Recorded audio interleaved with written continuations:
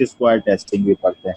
उसका self test है 19.1 question में कह रहा है for alpha is equal to 10% the value of X square 0.05 and X square 0.95 are. पहली वैल्यू दे रहा है अल्फा में 3.84 एंड -3.84। वो इसके अंदर नेगेटिव वैल्यू आ रही है, both values should be positive, तो इसके अंदर भी नेगेटिव वैल्यूज आ रही हैं। तो alpha option B is an correct answer because it must be compulsory that x square is always a positive quantity। ठीक है ना, x square एक पॉजिटिव क्वांटिटी है, तो beta is an correct answer. 19.2 पे जाते हैं। का स्क्वायर वैल्यूज रेंजेस फ्रॉम, का स्क्वायर वैल्यूज की रेंजेस कहाँ से कहाँ तक होती हैं। तो अभी फर्स्ट पार्ट में मैंने फर्स्ट क्वेश्चन में डिस्कस किया कि इसकी वैल्यूज ऑलवेज पॉजिटिव होती हैं, तो 0 टू पॉजिटिव इन्फिनिटी इसकी रेंज होती है। 19.3 की तरफ मूव करते हैं।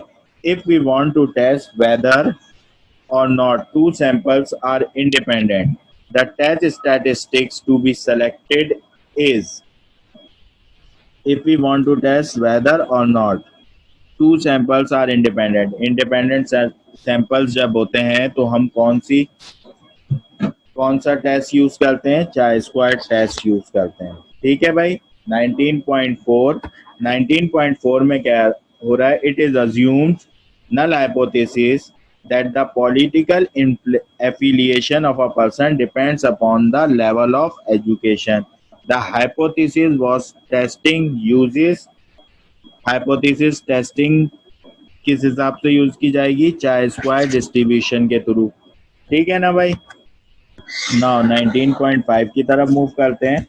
19.5 में ये हमें कह रहा है a CA foundation course instructor believes that the grades of a student in foundation examination depends upon the college. The conjecture will be tested by chi-square distribution।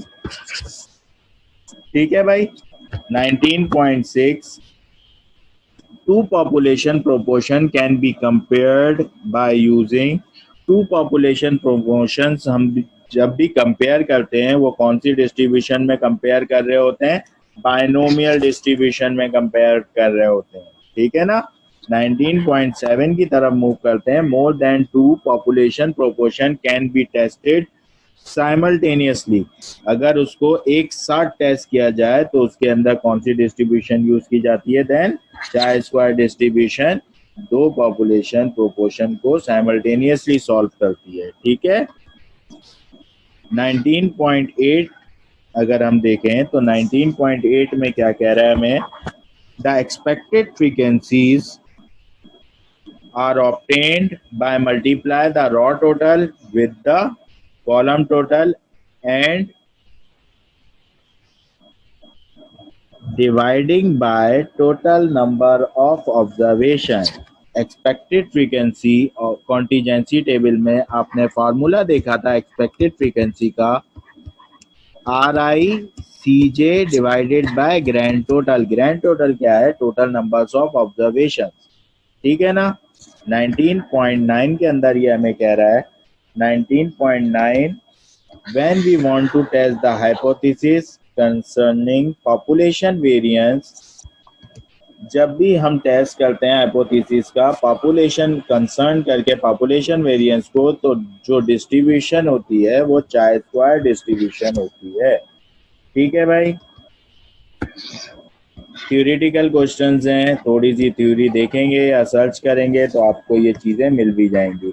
19.10 के अंदर क्या कह रहा है, अ table containing the data classified according to characteristics of population attributes is known as, कौन सा table होता है भाई, कॉन्टिजेंसी टेबल होता है।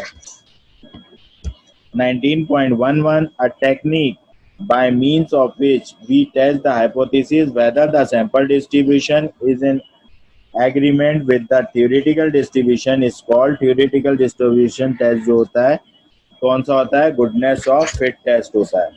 19.12 की बात कह रहा है, a goodness of fit test can be applied by using chi square distribution. ठीक है।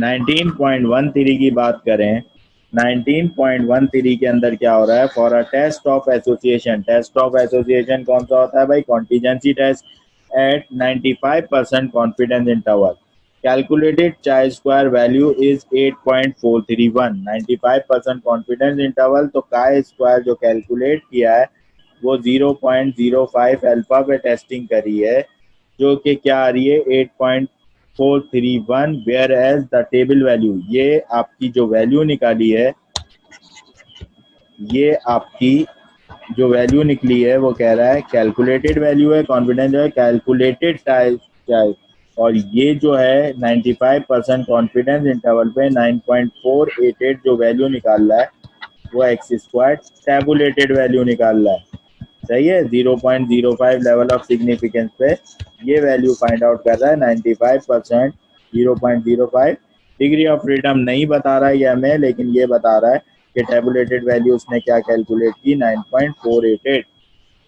दिस मीन्स दैट, क्या मतलब होगा, तो क्रिटिकल रीजन में हम क्या देखते हैं, क्रिटिकल रीजन में बनाता हूँ इधर, क्रिटिकल रीजन, क्रिटिकल रीजन में हम क्या चीज देखते हैं, एक्स स्क्वायर कैलकुलेटेड, लाइन क्या होती है, H not is rejected if x square calculated is greater than x square tabulated. इधर कैलकुलेटेड वैल्यू कितनी है 8.431, ग्रेटर देन टेबुलेटेड वैल्यू कितनी है 9.488, तो ये कंडीशन क्या हो गई, कंडीशन फॉल्स हो गई। फॉल्स कंडीशन पे क्या होता है, H not is accepted, H not क्या हो रहा है, एक्सेप्ट हो रहा है, सही है। तो ए पार्ट में कह रहा है null hypothesis H not null hypothesis होता है is rejected, null hypothesis is accepted, सही है, बीटा आंसर है। More information is needed, no, इस इन्फॉर्मेशन के थ्रू हम फाइंड आउट कर सकते हैं, ठीक है ना। 19.14 में क्या हो रहा है, 2x2 contingency table means 2 value in each row and column, 2 cells in each row, 2 rows 2 column। 2x2 contingency table का मतलब क्या होता है, 2 rows 2 column होंगे, सही है।